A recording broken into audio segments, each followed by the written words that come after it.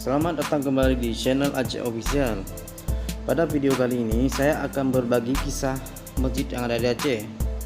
Masjid Rumpung dibangun pada abad ke-16 ketika Kesultanan Aceh Darussalam mencapai puncak kejayaannya.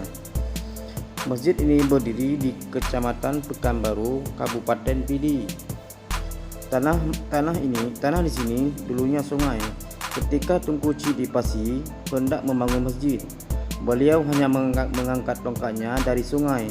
Kemudian sungai pun berubah menjadi gundukan tanah. Masjid Kunci Rampung memang salah satu masjid keramat yang ada di Aceh. Masjid ini dibangun oleh Tunku Sidipasi pada masa Kesultanan Aceh Darussalam mencapai puncak kejayaannya sekitar abad ke-16 Masehi. Namun sampai saat ini masjid tersebut berdiri dengan kokoh. Tak mengherankan jika masjid ini cukup dikenal di Aceh. Bahkan Sultan Iskandar Muda pernah berguru di sana.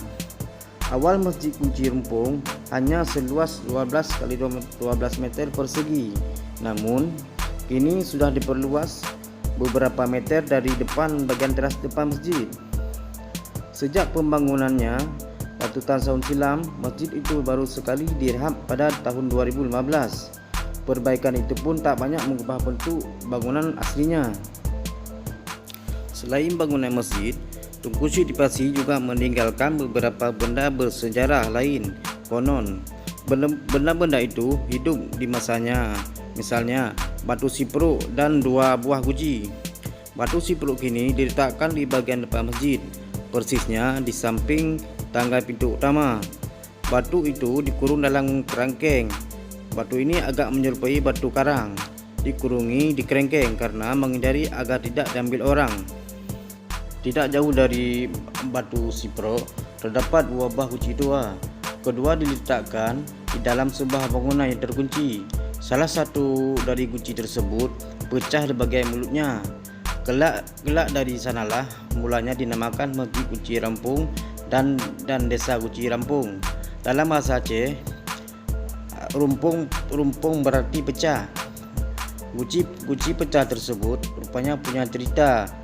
Konon ada 3 guci hendak pergi ke masjid itu, namun karena saling berebutan ingin sampai di 2 buah guci berkelahi, sedangkan satunya lagi tinggal di Masjid Tunku di pucuk Kurung, Beracan, Merdu, Pidi Jaya. Akibat berkelahi, kedua guci saling berantuk dan salah satunya pecah di bagian mulut. Pecah guci inilah disebut rumpung. Dalam bahasa Aceh, pecah artinya rumpung.